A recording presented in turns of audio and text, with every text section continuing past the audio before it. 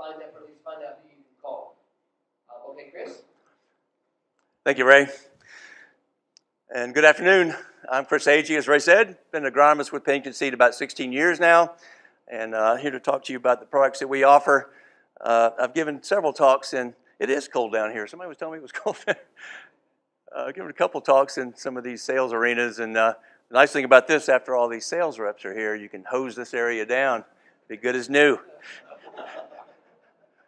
So I work for Pennington. We've been in the grass seed business for quite some time, and ironically, kind of made our mark with Kentucky 31, and we still do sell millions of pounds of Kentucky 31, just not for pasture. They're great for athletic fields, front yards.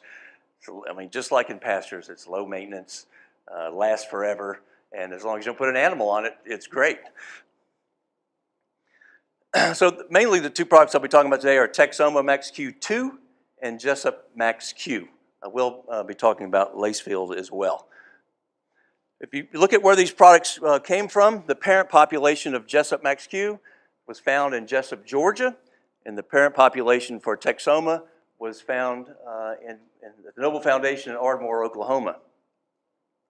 And so these are outside, and those of y'all that really know fescue, outside of the traditional fescue belt. So any fescue that's surviving in these areas is going to be pretty tough, pretty persistent. So that became the parent population for both of these products. Jessup MaxQ was the first, 1999. It's been planted on thousands of acres since then.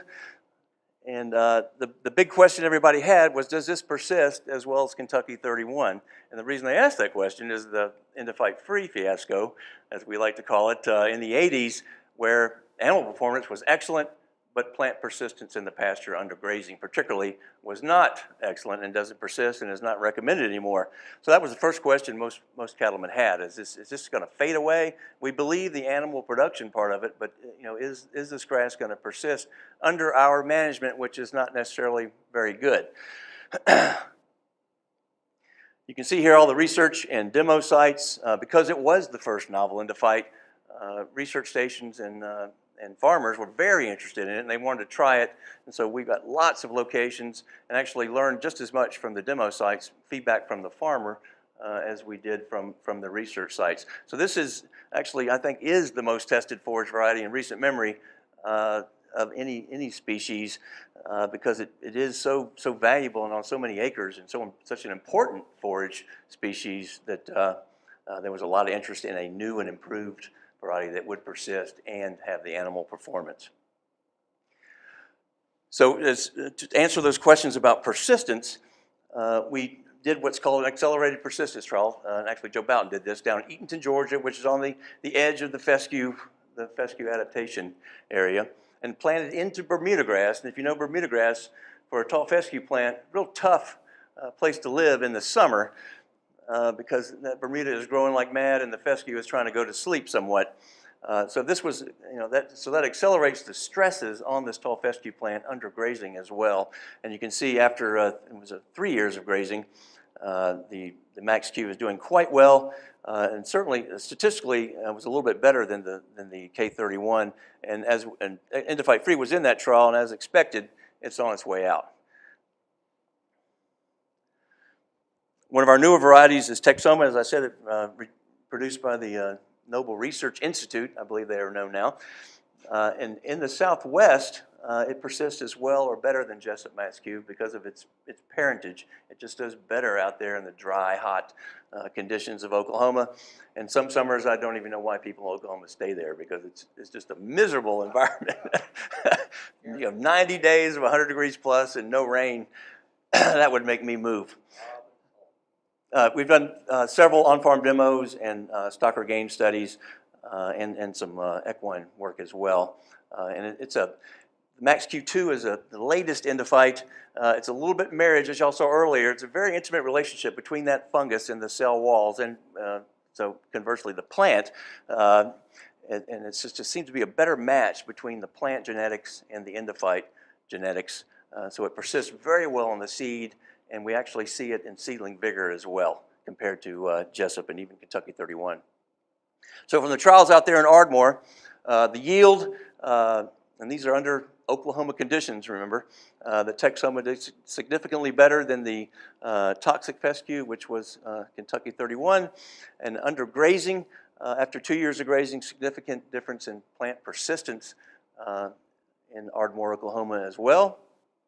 And then when you bring it back to an area like Lexington, compare it to Kentucky 31, it did significantly better in yield as well. So in Ardmore, they planted a pasture in the fall of 2005, and by spring, an excellent stand, actually ready for grazing, at least light grazing, and they're using yearlings on this.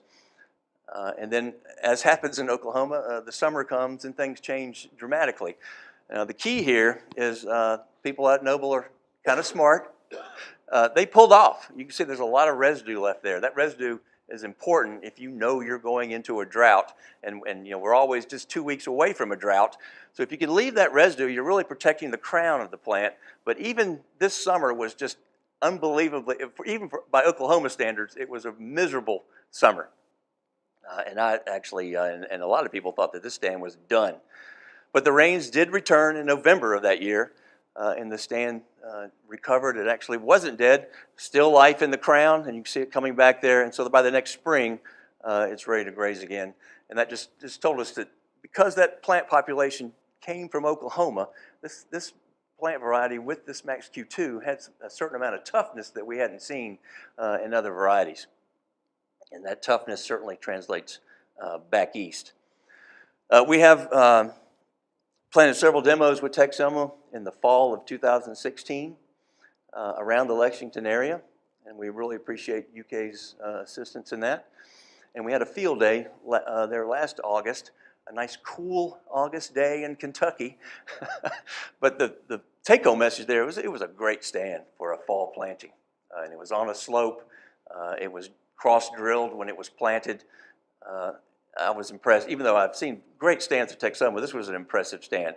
And there's weeds, but not even enough weeds there to justify a spraying economically. It's a good field day for sure. So Lacefield is our latest variety, and we are still ramping up seed production. And anybody that was in line waiting for seed last fall, I apologize. We got it in really late for planting in Kentucky.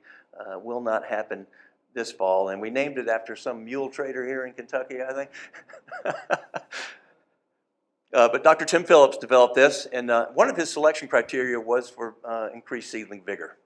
And that was one of the big complaints with Endophyte-free fescue was lack of seedling vigor. And seedling vigor could be the difference between a successful planting or a non-successful planting.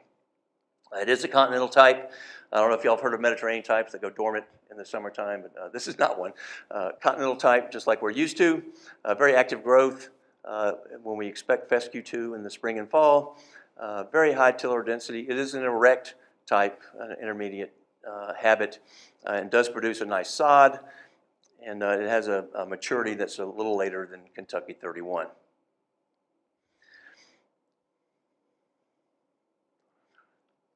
Looking at some trial data, actually here in Kentucky, and you can see Tim did get that successful seedling vigor increase, particularly compared to K31, and under grazing, no difference between Kentucky 31 and Lacefield. And at Princeton, looking at seedling vigor and percent stand after 30 years of grazing and yield, I'm sorry, that was not grazing, percent stand after clipping trial.